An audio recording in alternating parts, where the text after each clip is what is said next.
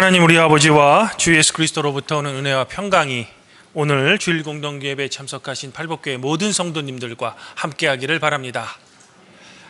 오늘은 교회력으로 대림절 둘째 주일입니다.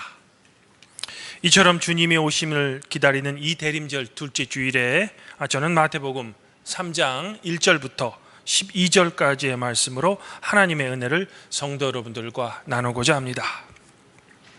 성도 여러분, 오늘 말씀에 따르면 세례 요한은 회개하라, 천국이 가까이 왔다 라는 외침으로 예수님보다도 먼저 자신의 사역을 시작합니다.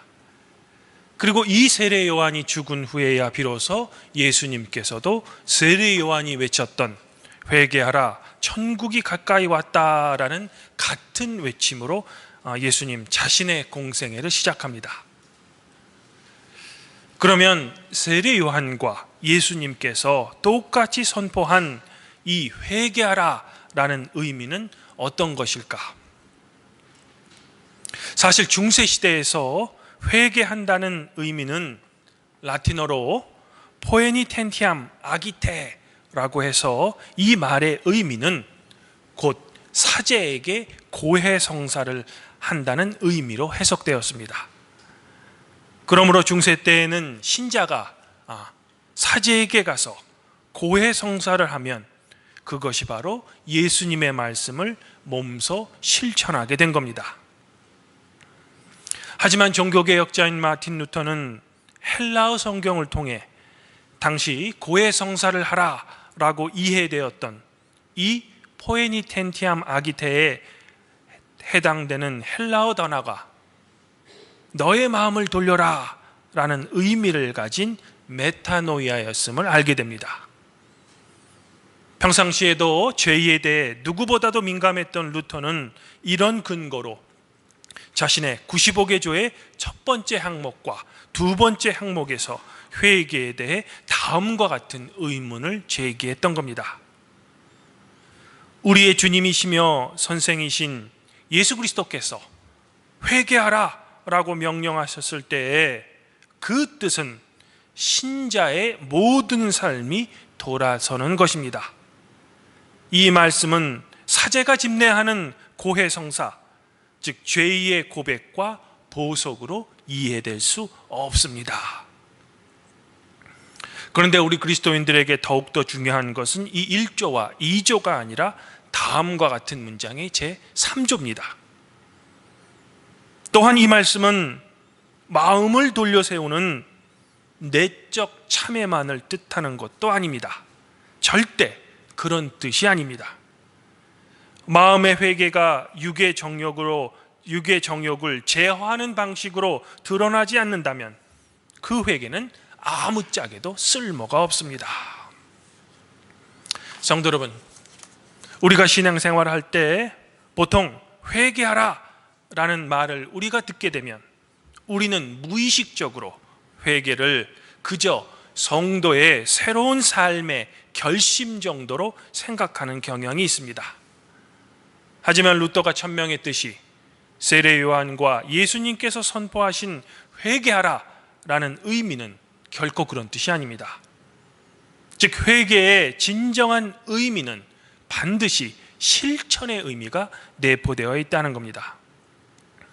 성도 여러분, 그런데 이 회개하라는 명령은 신약 시대에 들어서야 세례 요한이 처음으로 외친 말일까? 그렇지 않습니다. 우리가 구약 성경에 보면 하나님의 선지자들인 선지자들이 모두 외쳤던 말이 바로 이 회개하라는 말이었습니다. 즉 히브리어로 슈브, 하나님께 돌아오라는 말이었습니다.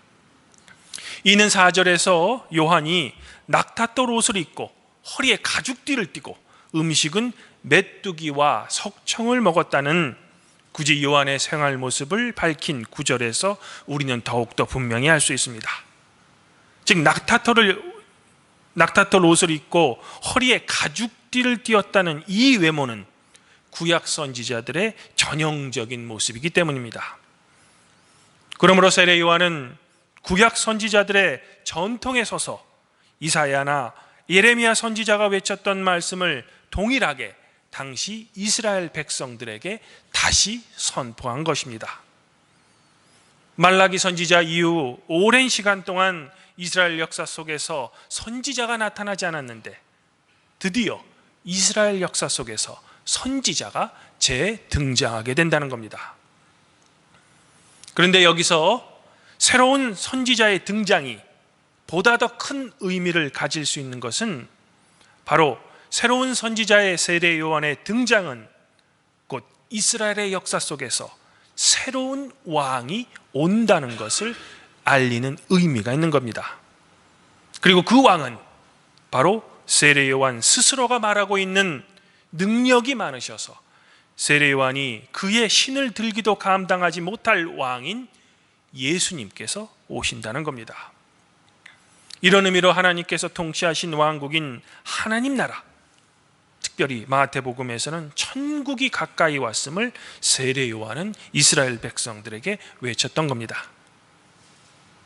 하지만 문제는 그 이스라엘에 새로운 왕이 오면 그는 이스라엘 백성들을 향해 손에 키를 들고 자기의 타작마당을 정하게 하셔서 알곡은 모아 곡간에 드리고 쭉정이는 꺼지지 않는 불에 태우시는 사역, 즉 심판을 하실 것이니 이 심판이 너희들에게 임하기 전에 하나님께 다시 돌아가라는 겁니다. 이렇듯 회개하라는 의미는 단순히 신부에게 고해성사하라는 것이 아니라는 겁니다. 바로 이런 심각성을 루터는 제대로 파악했던 겁니다. 이런 이유로 루터는 95개조의 제3조에서 회개가 내적 회심에서만 멈추는 것이 아니라 육의 정욕을 제어하는 방식으로 반드시 드러나야 할 것을 말하고 있는 겁니다. 즉 세례 요한과 예수님께서 말한 회개에 합당한 열매가 없다면 그것은 진정한 회개가 아니라는 겁니다. 어쩌면 야고보가 말했던 행함이 없는 믿음은 죽은 믿음이라는 말의 의미도 바로 이런 뜻이었을 겁니다. 그러면 우리가 우리의 회개에 있어 반드시 있어야 할 열매들은 구체적으로 어떤 것일까? 오늘 구약봉독문인 이사야서에서는 세례 요한이 외친 내 뒤에 오시는 이, 즉 예수님의 사역을 이렇게 선포합니다. 그가 여호와를 경외함으로 즐거움을 삼을 것이며 그의 눈에 보이는 대로 심판하지 않으며 그의 귀에 들리는 대로 판단하지 않으며 공의로 가난한 자를 심판하며 정직으로 세상의 겸손한 자를 판단할 것이며 그의 입에 막대기로 세상을 치며 그의 기운으로 악인을 죽일 것이며 공의로 허리띠를 삼으며 성실로 그의 몸에 띠를 삼으리라. 예수님께서는 바로 구약시대에 이사야 선지자가 예언한 이 사역을 위해 오신다는 겁니다. 그러므로 아마도 세례 요한이 말한 회개에 합당한 열매란 바로 예수님께서 하실 이 사역에 합당한 일들을 바로 우리가 하는 것이 회개에 합당한 열매를 맺게 되는 것입니다. 그런데 이사야 선지자가 외친 이 말에 대해 우리가 먼저 깊이 생각해 봐야 할 점이 있습니다. 그것은 바로 공의로 가난한 자를 심판하며 정직으로 세상의 겸손한 자를 판단한다는 말의 의미는 무엇일까? 성도 여러분, 지금 이 이사야의 예언이 조금 이상하지는 않으십니까? 즉 공의로 가난한 자를 심판하는 것이 아니라 오히려 불의한 자를 심판하고 정직으로 거짓을 판단해야지 어떻게 공의로 가난한 자를 심판하고 정직으로 세상의 겸손한 자를 판단한다는 것일까? 이사야의 말대로 공의로 가난한 자를 심판하고 정직으로 겸손한 자를 판단한다면 오히려 가난한 자와 겸손한 자는 더욱더 힘들어지는 것이 아닐까? 그러나 언뜻 역설처럼 보이는 이 이사야 선지자의 선포에 바로 하나님의 은혜가 있는 겁니다. 지금 저의 말이 무슨 말인가 하면, 보통 우리 인간의 세상에서 공의를 세우기 위해서는 잘못을 저지른 사람들, 즉 죄를 지은 사람을 심판해야 한다고 믿습니다. 즉 이렇게 해야만 우리 사회가 보다 더 정의로워진다고 생각합니다. 또한 정직을 기준으로 거짓을 판단해야 이 사회가 보다 더 정직해진다고 우리는 생각합니다. 하지만 사랑의 하나님께서 선포하시는 공의는 죄의 심판을 통해 정의를 세우는 우리 인간들의 방식을 뛰어넘습니다. 즉 하나님 나라의 공의는 죄의 심판이 아닌 바로 긍휼과 용서를 바탕으로 한 공의라는 겁니다. 다시 말해 하나님께서 원하시는 공의는 우리 인간들이 재판장에서 하듯이 엄한 심판을 통해 세워지는 것이 아니라 다른 사람들의 아픔을 나의 아픔으로 받아들이는 마음, 즉 이 긍휼한 마음을 기초로 한 정의가 긍휼을 만들어낸다는 겁니다. 마치 우리가 죄인임에도 불구하고 우리의 삶의 아픔과 고난을 하나님께서는 당신 자신의 아픔과 고난으로 받아들이셔서 우리를 죄인이 아닌 의인으로 여기시는 것처럼 말입니다. 성도 여러분, 그러면 긍휼을 바탕으로 한 공의라는 것은 어떤 의미일까? 제가 성도들의 이해를 돕기 위해 한 가지 예를 들겠습니다. 유튜브에서 이미 보셔서 아실 만한 이야기이기도 합니다. 미국의 한 법정에서 빵을 훔친 할머니가 재판을 받기 위해 피고석에 서 있습니다. 재판장이 묻습니다. 빵을 훔쳤습니까? 그러자 그 할머니가 이렇게 대답합니다. 예, 저는 빵을 훔쳤습니다. 재판장은 그 할머니에게 다시 묻습니다. 그러면 당신은 왜 빵을 훔쳤습니까?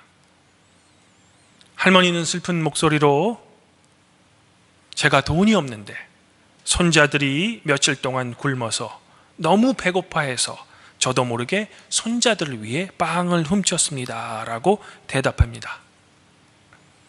재판장은 할머니가 불쌍했지만 정의를 위해서는 판결을 꼭 해야만 합니다. 그게 바로 법입니다. 그래서 처벌에 대한 두 가지 방법을 할머니에게 제시합니다. 첫 번째는 벌금형, 두 번째는 감옥에 가는 겁니다. 처벌의 내용을 다 들은 할머니는 이제 선택을 합니다. 그래서 그녀는 이렇게 대답합니다. 저는 저의 죄를 인정합니다. 저는 빵을 훔치는 죄를 지었습니다. 그러므로 벌을 받는 것이 마땅합니다. 그러나 저는 돈이 없어서 벌금을 낼 수밖에 없습니다. 감옥에 가야 합니다.